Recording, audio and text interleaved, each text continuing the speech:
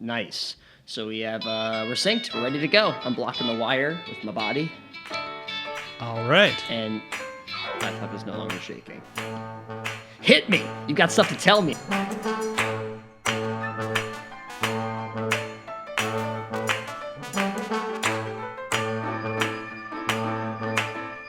Now, you have some pretty strong opinions about I am versus I have, and how you define it for yourself, and how you choose to talk about your ADHD.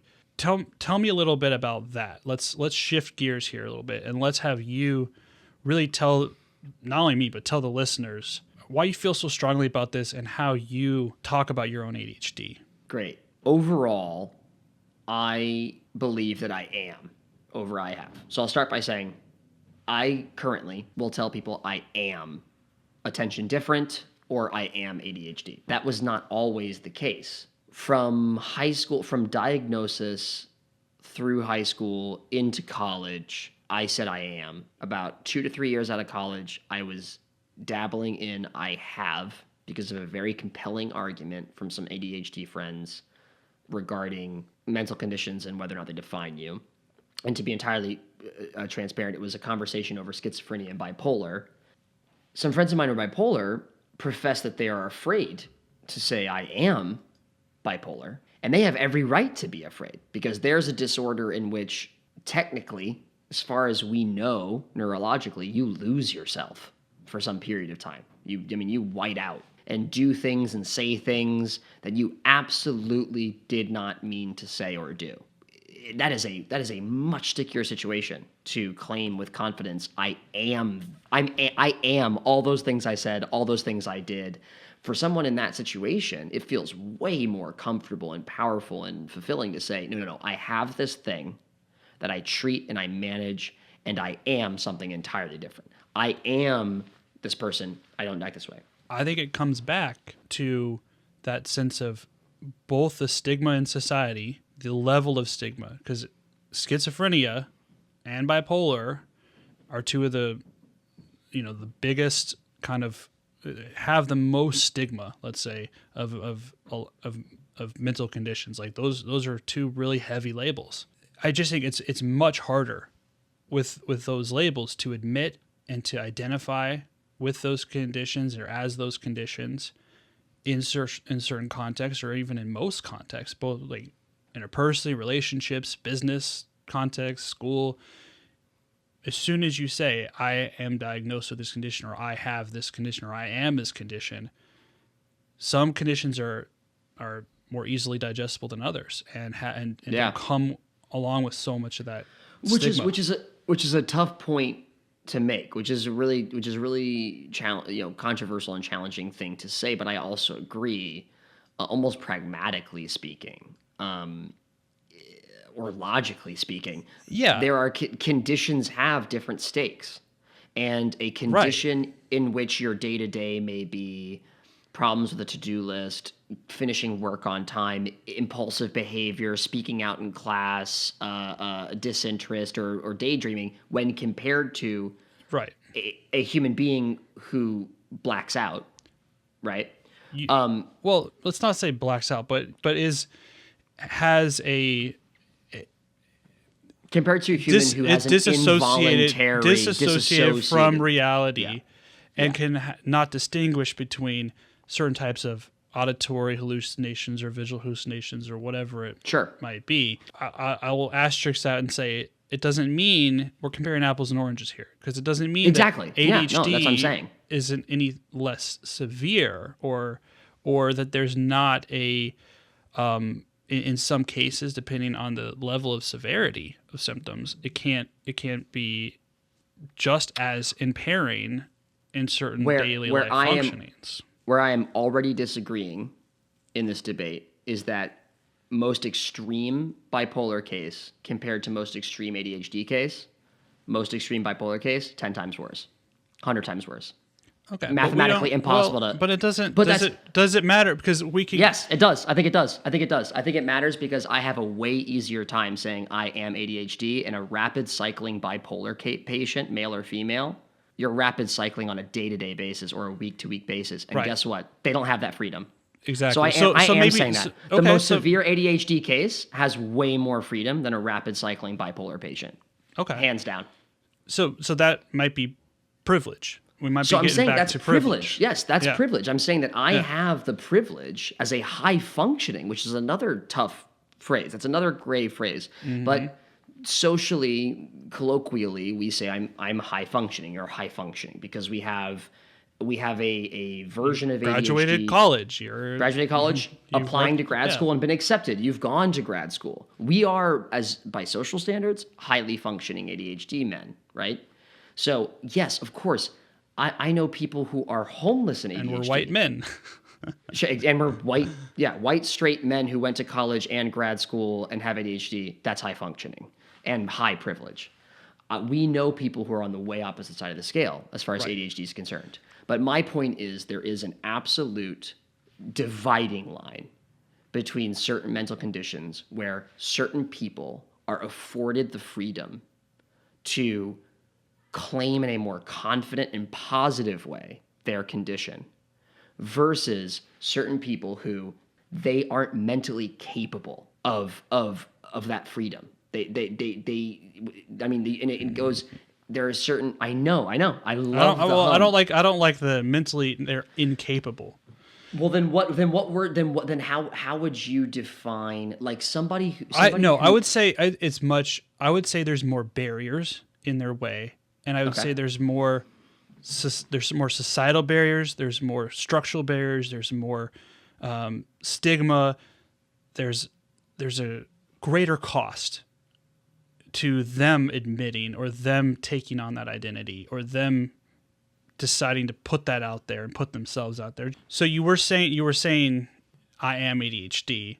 So you had these friends who were kind of coming back at you with, they're having a harder time accepting this, and you for a while switched your standpoint to saying, okay, I have ADHD versus I am ADHD, but then you switch back. So where are you at now, and what made you switch back? So I was flip-flopping a little bit before our second CHAD conference. No, the first CHAD. Sorry, my first CHAD in 2015. I went to a lecture by one of my icons of psychology.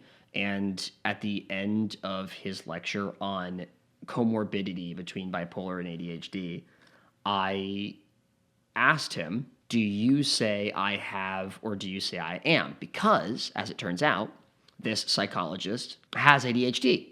So I asked him, do you say I am or I have? And at that time, I had been saying I have for a few months. And the reason I specify is it was very short, these phases after college. I was flipping back and forth a lot. So at that moment... Yeah, but your friends strongly influenced you before going to this conference. Both ways. I was getting influences for am and have. So I asked this doctor, do you say I am or do you say I have? He kind of leaned back and thought, and then said, that's a great question. And I say I am ADHD.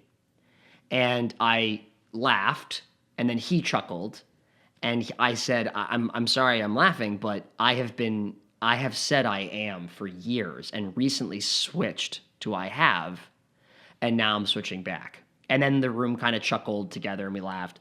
And that in that moment, I needed to hear that from that person at that time in my life to essentially set it in stone. I will never go back to have. I am ADHD. Never go back. Never going back. Never with a capital N. Hearing this person who I respect a great deal say I am ADHD with confidence, I was like, done. I am. So he reinstilled that confidence in you to and take then that later, back on. So you feel like ADHD is so much a part of who you are and a part of your brain, and it's this intractable aspect or aspects of who you are, that you are not separate from it, and it can't be siloed off or sectioned off and said, well, let's look at the ADHD traits of you, or let's look at the ADHD parts of you. It's like ADHD is you in every aspect and facet of your life and your being, and you're choosing to embrace and embody all of those things at once. I'll give you my most compelling case. Because ADHD is not a disease or a virus or a bacteria that I contracted post my most formative years. I'll repeat that. Because I did not contract ADHD post my formative years. And I believe that. I don't think people contract ADHD. Because I was born this way, we woke up like this. We woke up like this. We woke up, because I woke up like this at age 0, every learning experience, every discovery, every class I took, every activity I did with peers of mine, with adults, with authority, every action was colored or coded in character traits that are unique to ADHD. It is impossible to strip my brain wiring from every moment of my life since I took my first breath, because I had it at birth. Just like anybody who is homosexual or transgender. I mean, if you are from birth designed a certain way, that is going to have some effect, either small or big, depending on the context, depending on the time, depending on the age, on my actions, my thoughts, my choices, the direction that I choose to go.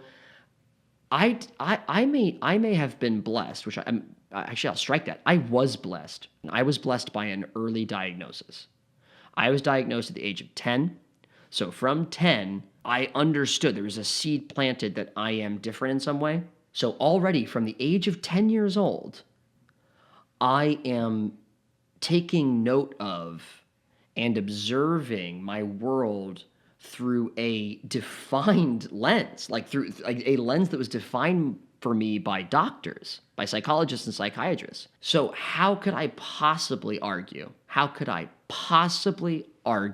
That ADHD is a disease that I have or something that I treat, when from the age of 10, I knew that it existed, and every choice and action and activity that I performed in, I was operating under the lens of being different. So Right. all of my character traits, all my personality traits, the words that I say, the rate at which I talk, all of my coping mechanisms, all of that defines my personality. This is really a discussion about personality. How is your personality defined? And Aaron, my personality is defined by all sorts of character traits. My skin color, my hairstyle, my fashion sense, what city I currently live in, what kind of car I drive. So if all of Yeah, those but those have are an effect, external. Yeah. absolutely. No, I'm saying no, but don't cut me off too soon. If all of those material things have an observably significant effect on my personality, the fact that I have a mental condition that I was born with, it has to hold a giant chunk of that pie that we call Steven's personality, right? Because I've lived with it for 26 years. And it's kind of funny turn of a phrase. I just said I've lived with it as though it's a separate thing. But I caught myself. But I have lived. In fact, instead of saying with it, I've lived through it. I have lived through ADHD for 26 years. It is impossible to detach from my personality. Impossible. If you are ADHD, does that mean that, let's say if they developed some kind of way to implant an electrode in your brain, or treat your ADHD, remove your ADHD from you, some magic pill, some electrical stimulation, something that would just take that ADHD away, do you feel like you would be losing something about yourself that you wouldn't choose to even do that? That even if you had that option, you would choose to keep your ADHD, you would choose to keep who you are and be ADHD, even if that was a possibility? So, in my current situation, I am very happy with the cards that I was dealt, the poker hand that I received at birth. I will clarify, as many should, that I had no control over which parents I was born to or which brain or body I was born with. But I'm pretty fucking happy. Sorry for the curse, but I'm pretty happy. Don't be sorry. I'm very happy with the situation I was born into. So it's a lot easier for me to say the following. If I could choose to get rid of my ADHD tomorrow, I would absolutely say no.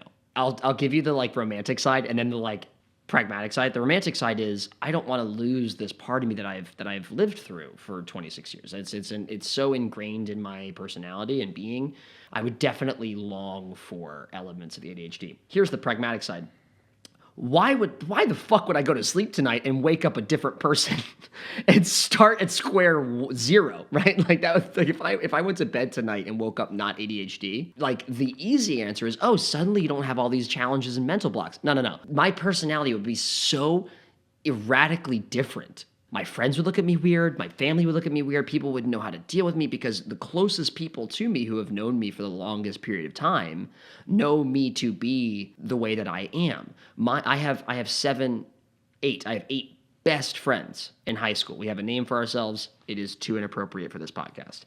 And we have been friends for like well over a decade, right? Two of the people who know me better than anyone on the planet, more than my parents, are from that group, and they treat me the way that they do, and they deal with me the way they do, knowing almost 15 years, 20 years of ADHD Steven, right? That relationship would change erratically, and that's terrifying. That's deeply upsetting. So I would not want to change what I've got because I got a pretty good thing going.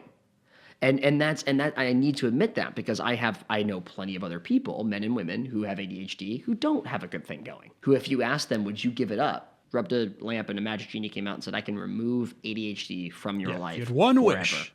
If you had one wish. And your ADHD could be gone tomorrow. I do know, and you and I have interviewed people who have said, yeah, I would remove my ADHD.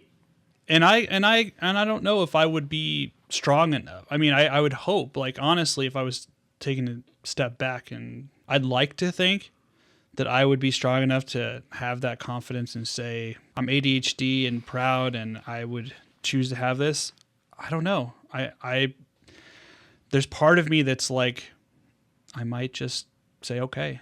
And that's, I hate to admit that. I think this is where, when we first started talking about this, I am versus I have, I was always of the opinion of like, well, I have, and I didn't necessarily see ADHD as that great of a thing. And I really do feel genuinely that ADHD has some great qualities. And I feel like I have some of those qualities.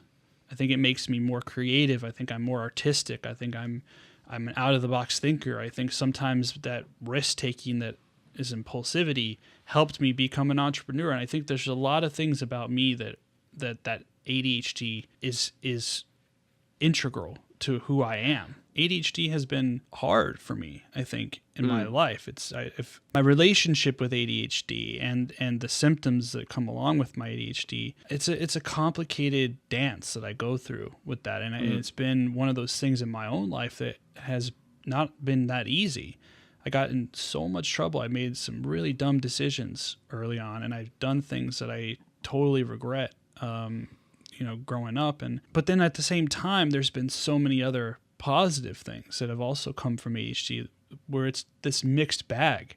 It's not a clear cut. It's not, this black or white, either good or bad thing. But sometimes, like one of my biggest issues was just deciding what to put my energy towards, because my energy was divided in so many different areas. I was interested in drums and guitar and painting and ran track, and then I had basketball, and then I had there was so many different things I was always into, and it was shifting. I'm kind of like became a jack of all trades and a master of none. That's I think that is number one primo most terrifying phrase for me, but I feel like it's more of an endemic thing in ADHDers. Jack of all trades, master of none. Terrifying. Well, it can be, and it can lead to a lot of problematic things. It could lead to this insatiable pursuit of certain things, or this obsessive pursuit of interests and and what's stimulating for you, what's engaging for you, without a focused attention or priority on what's going to be responsible or what's necessary or what's going to help move you closer to your goals and what's going to help you get deeper into certain skills or certain interests so that you can master those skills, or you can develop a competency at certain things. That's the essential drawback, is that sometimes these traits that push us to take risks, to think outside the box, to do things and to see things differently, also can be what holds us back from even accomplishing those very same things. That's why I have such a complicated perspective, because there's days where I sit down and I'm thinking, man, if it was easier for me to be able to do certain daily functions, if I was better with certain aspects of time management, if I was better with certain aspects of my motivation or my diligence or my memory or other things that I feel are affected, those executive functioning things that are affected by having ADHD, would I trade it in? And I know this because it's kind of like, my wife is a complete opposite, right? She's very, she has a high attention to detail. She can be motivated very easily, and she's very organized and can be prompt and on time for lots of things. And there's a part of me that's jealous of that, or there's a part of me that I guess is insecure in some ways, that I wish that it's kind of like the grass looks greener on the other side. Right. There's a part of me that's like, I don't know, would I take the red pill or the blue pill if it was offered to me? And I wonder what that blue pill would be like. Anyways, let's get back to the point. To the point. Like, if you could take a magic blue pill, I mean, like, you're not alone. Yeah. Here's where the question. Here's what makes the question challenging, is that the question isn't if you could blink, close your eyes, go to bed tonight, wake up, and start over, right? As having not had ADHD from the beginning, and live your entire life essentially the same, all the same thing, all the same thing, as much as like is strippable from the condition, which I think is bullshit. But if you could like have the same trajectory and kind of go through that life that you, Aaron, had without ADHD, would you do it? And like, that's a much harder question for me to answer. Like, if I with the same brain, same body type, same interests, go from start to finish without having ADHD, I'm not saying that I would make that wish come true, but I am definitely way more fascinated by how different I would be without ADHD from start to finish. When we step back and we think about stigma and we think about society and we think about societal expectations, that society values certain things over other things. They may value productivity and efficiency and those kind of things over creativity and ingenuity and insight and energy, which are all things that are ADHD. We have a plethora of those attributes, and definitely, and maybe a deficiency, right, or a deficit, quote unquote, of some other attributes or traits. But do we decide to rid society of those colors and those extremes, those beautiful extremes, or even of ourselves? Do we deny? Like, now I'm stepping back because I think I agree with, like, honestly, I agree with you. And this is getting into. Where's the champagne? There should be champagne. I think I hit a bottle up here somewhere. Right here. I'm just kidding, but that would be great if I had a bottle of champagne. I believe that the healthiest position is to be able to strongly and confidently and self-assuredly say, I am ADHD, and I'm not afraid to be that, to claim that, to speak out to whatever context I go to, in the job, in school, in relationships, admit that, be that, and be proud. And the thing that really does, like, bring me around to this is I really think that your argument about the intractable traits, the things that you were born this way.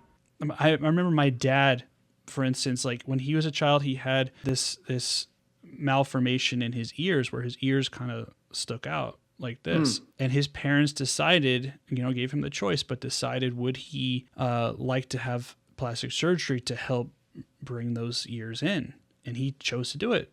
And I think he's very happy that he did that. I mean, he probably saved himself a lot of ridicule or other things growing up. But that was his choice, and I think that's what it comes down to is it's everybody's choice of whether and how much we reveal, what kind of identity we choose to take on, and how we choose to identify ourselves. No one should be able to, society shouldn't be able to, parents, teachers, anyone else shouldn't be able to define that identity for us or box us into a certain label or category without us choosing, without us deciding in a way that's confident, self-assured, knowing ourselves. And it may take some time for some folks to be able to do that. And I even think those friends of yours who have schizophrenia or have some other diagnosis, it's not impossible for them to get there either. And that's what I think we're like that's part of what we're doing on this podcast is that anyone, regardless of their differences or disabilities or challenges or whatever it is, that's societally seen as something that holds them back or that's hard for them, that they struggle with, that doesn't need to get in their way and doesn't need to be a barrier to their success. And It doesn't need to be something that they shy away from and hide.